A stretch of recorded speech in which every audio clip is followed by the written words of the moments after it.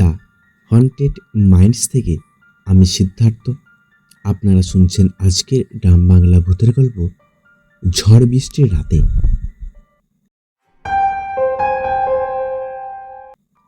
রাত 11:47। ঝড়টা শুরু হয়েছিল মাত্র 10 মিনিট আগে, কিন্তু এই 10 মিনিটেই পশ্চিম মেদিনীপুরের ছোট্ট গ্রাম দেউলডাঙ্গা যেন পৃথিবী থেকে বিচ্ছিন্ন হয়ে গেছে। বিদ্যুৎ নেই, মোবাইলে নেটওয়ার্কও নেই। রাস্তার ওপর বিশাল শিমুল গাছ ভেঙে পড়েছে। ঠিক সেই সময় গ্রামের একমাত্র চায়ের দোকানের সামনে এসে দাঁড়ালো একটি সাদা রঙের পুরনো ট্যাক্সি। গাড়ি থেকে নামলো 4 জন। তারা কেউ গ্রামের মানুষ নয়। প্রথমজন রুদ্র, একজন সিভিল ইঞ্জিনিয়ার। দ্বিতীয়জন নীল, ড্রাইভার। তৃতীয়জন রেশমি, জলসম্পদ দপ্তরের জরিপকারী। চতুর্থজন লোকটি হরিপদ। সে নিজেই শুধু বলেছিল পথ দেখানোর লোক। চায়ের দোকানে আর একজন বসেছিল, বয়স 70-এর কাছাকাছি। বৃষ্টির দিকে তাকিয়ে বিড়ি খাচ্ছিল। 4জনকে দেখে সে শুধু একটা প্রশ্ন করল, কোথায় যাবেন?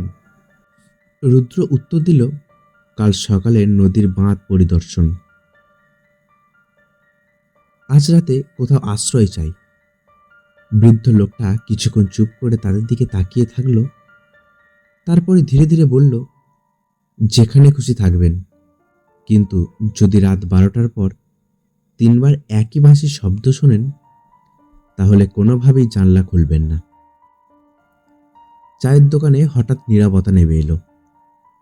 রুদ্র হেসে ফেলল, এই যুগে এসব? বৃদ্ধ উত্তর দিল না। সে শুধু উঠে দাঁড়ালো। বেরিয়ে যাওয়ার আগে বলল, আজ ঝড় আছে, আজ ওরা বেরোবে।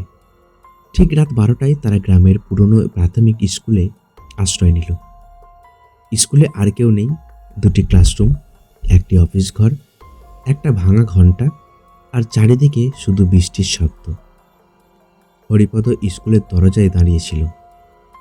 সে হঠাৎ মেঝেতে সাদা চক দিয়ে একটি বৃত্ত আঁকল। রেশমি অবাক হয়ে জিজ্ঞাসা করল, এটা কেন? হরিপদ বলল, যদি দরজায় কেউ কড়া নাড়ে, প্রথমে নাম জিজ্ঞাসা করবেন। যদি সে নিজের নাম না বলে, দরজা খুলবেন না। নীল বিরক্ত হয়ে বলল, দাদু, এসব নাটক বাদ দিন। হরিপদ তার দিকে তাকিয়ে শুধু বলল, আশা করি সকাল পর্যন্ত তুমি এই কথাটা মনে রাখবে। রাত 12টা 19। প্রথম বাঁশির শব্দ শোনা গেল দূর থেকে, একটা লম্বা করুণ সুর। রেশমি থমকে গেল। রুদ্র বলল, হয়তো কোনো রাখাল। হরিপদ কোনো কথা বলল না। সে শুধু ঘড়ির দিকে তাকিয়ে রইল। 2 মিনিট পর আবার সেই বাঁশি, এবার একটু কাছে। হাওয়ার সঙ্গে যেন শব্দটা স্কুল ঘরের চারিদিকে ঘুরে বেড়াচ্ছে। নীল দরজার কাছে গিয়ে বাইরে তাকাতে চাইলে হরিপদ তার হাত চেপে ধরল। না। তৃতীয়বার বাঁশির শব্দ, এবার একেবারে জানলার নিচে। তারপরে নীরবতা। কেউ কথা বলছে না। হঠাৎ ঠকঠক করে দরজায় 3বার কড়া নাড়ার শব্দ। রেশমির মুখ ফ্যাকাশে হয়ে গেল। রুদ্র বলল, এই ঝড়ে আবার কে এলো? হরিপদ ফিসফিস করে বলল, নাম জিজ্ঞাসা করুন। রুদ্র দরজার ওপাশে চিৎকার করে বলল, কে কে আপনি? কোনো উত্তর নেই। আবার সেই ঠকঠক করা শব্দ, এবার একটু জোরে। রুদ্র বলল, আপনার নাম কি? বাইরে কয়েক সেকেন্ড চুপ। তারপর একটা গলা, খুবই আস্তে, একেবারে মানুষের মতো, দরজা খুলুন, আমি ভিজে গেছি। রুদ্র আবার বলল, নাম বলুন। দীর্ঘ নীরবতা। তারপর একই গলা, এবার ফিসফিস করে বলল, আমার নাম মনে নেই। ঘরের ভেতরে বাতাস যেন এক মুহূর্তে বরফের মতো ঠান্ডা হয়ে গেল। হরিপদ এক মুহূর্ত চোখ বন্ধ করে বিড়বিড় করে বলল, শুরু হয়ে গেছে। ঘরের ভেতর এমন নীরবতা নেমে এলো যে চারজনের নিঃশ্বাসের শব্দ স্পষ্ট শোনা যাচ্ছিল। বাইরে ঝড়ের তাণ্ডব চলছে, কিন্তু দরজার ওপাশে দাঁড়িয়ে থাকা জিনিসটা যেন বৃষ্টির শব্দকেও থামিয়ে দিয়েছে। রুদ্র গলা শক্ত করে আবার বলল, তোমার নাম বলো। কোনো উত্তর নেই। তারপর আবার 3বার কর্নারার শব্দ। এবার শব্দটা দরজা থেকে নয়, স্কুল ঘরের পেছনের জানলা থেকে। রেশমি আতঙ্কে পিছিয়ে গেল। ও ও তো দরজার সামনে ছিল। হরিপদ খুব নিচু গলায় বলল, ও হাঁটে না, ও জায়গা বদলায়। এই কথাটা শেষ হতেই সবাই একে অপরের মুখের দিকে তাকিয়ে রইল। কারোর মুখে কোনো শব্দ নেই। হঠাৎ স্কুল ঘরের ভাঙা ঘন্টাটা নিজে থেকেই বেজে উঠল একবার, তারপর থেমে গেল। হরিপদের মুখের রং বদলে গেল। সে ফিসফিস করে বলল, খারাপ হলো। রুদ্র অবাক হয়ে জিজ্ঞাসা করল, কি হয়েছে? হরিপদ উত্তর দিল, ও এখন জানে আমরা ভেতরে আছি। ঠিক তখনই স্কুলের ছাদের উপর দিয়ে কেউ যেন দৌড়ে গেল। শব্দটা এক প্রান্ত থেকে আরেক প্রান্তে গেল, তারপর হঠাৎ থেমে গেল। রেশমি সাহস করে টর্চটা ছাদের দিকে ধরল। কিছুই নেই, কিন্তু টর্চের আলো যখন নিচে নামলো, মেঝেতে ভেজা কাদা 5টি পায়ের ছাপ। ঘরের ভেতর তো মাত্র 4জন। নীল কাঁপা গলায় বলল, ওই পঞ্চম লোকটা কে? কেউ কোনো উত্তর দিল না। হরিপদ হঠাৎ মেঝেতে বসে পায়ের ছাপগুলো দেখতে লাগলো। তারপর খুব ধীরে ধীরে বলল, এগুলো মানুষের পায়ের ছাপ নয়। রুদ্র অবাক হয়ে দেখল, প্রতিটি ছাপে 5টা নয়, 6টা আঙুলের দাগ।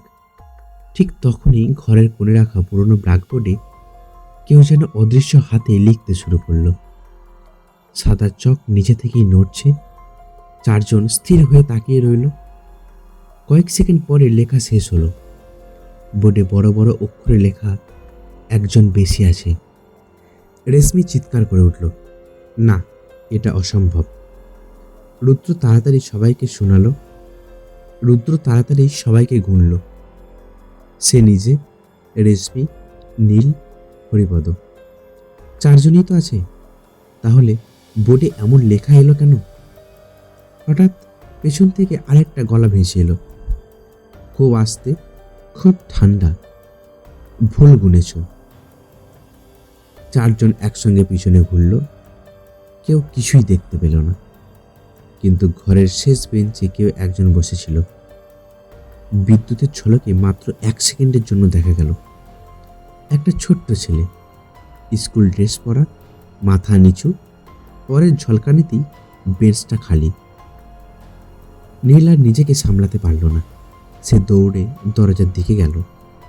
হরিপদ চিৎকার করল, দরজা খুলবি না। কিন্তু ততক্ষণে দরজা খুলে গেছে। বাইরে শুধু অন্ধকার, বৃষ্টি আর কাদা। কেউ নেই। নীল হাঁফ ছেড়ে বলল, দেখলেন, কেউ নেই। ঠিক তখনই দূরে বৃষ্টির মধ্যে একটা বাঁশির সুর ভেসে এলো, কিন্তু এবার সেটা সামনে নয়, নীলের ঠিক পেছন থেকে। নীল ধীরে ধীরে ঘুরে দাঁড়ালো। রুদ্র শুধু দেখল নীলের মুখের সব রক্ত যেন এক মুহূর্তে শুকিয়ে গেল। সে কাঁপতে কাঁপতে বলল, ও, ওটা মানুষ নয়। রুদ্র দৌড়ে বাইরে বেরোলো, কিন্তু সেখানে কেউ নেই।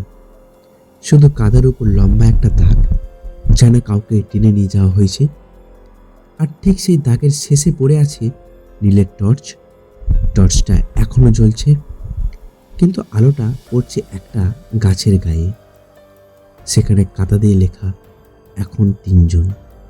ঠিক তখনই আবার আকাশ চিরে বজ্রপাত হলো।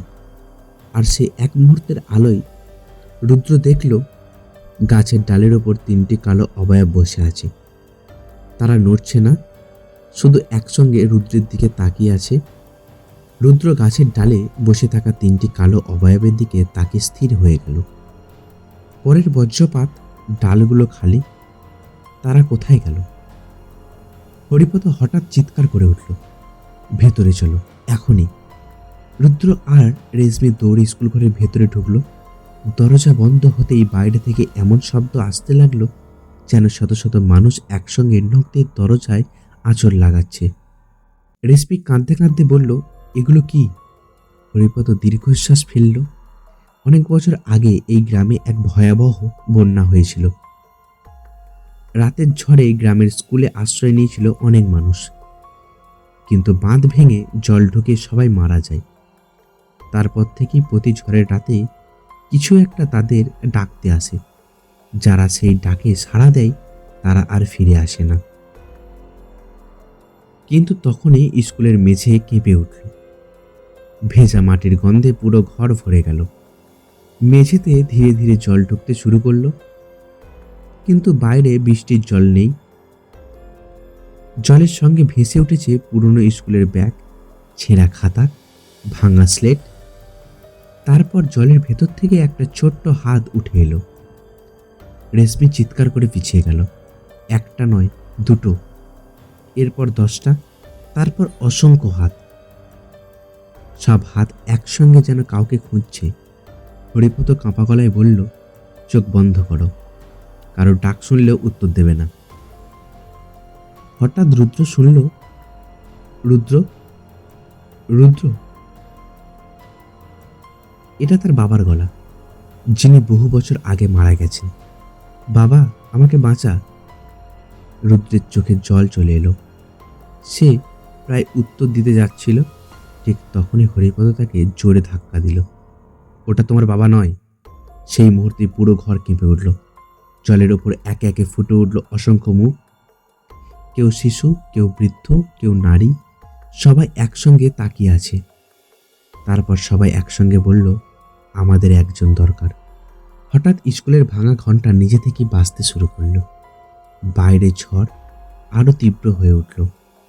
হরিপদ শান্ত গলায় বলল, আজকের রাত শেষ করতে হলে একজনকে বাইরে যেতে হবে। রেশমি চিৎকার করে বলল, না, অন্য কোনো উপায় নেই। হরিপদ মাথা নাড়ালো। রেশমি চিৎকার করে বলল, না, অন্য কোনো কি উপায় নেই। হরিপদ মাথা নাড়ালো, না। তারপর ধীরে ধীরে দরজার দিকে এগিয়ে গেল। শেষবারের মতো তাদের দিকে তাকিয়ে শুধু বলল, কেউ যেন পিছনে তাকিও না। সে দরজা খুলে বাইরে বেরিয়ে গেল। পরের মুহূর্তে বাঁশির সেই করুণ সুর আবার শোনা গেল। তারপর একটি হৃদয় বিদারক চিৎকার।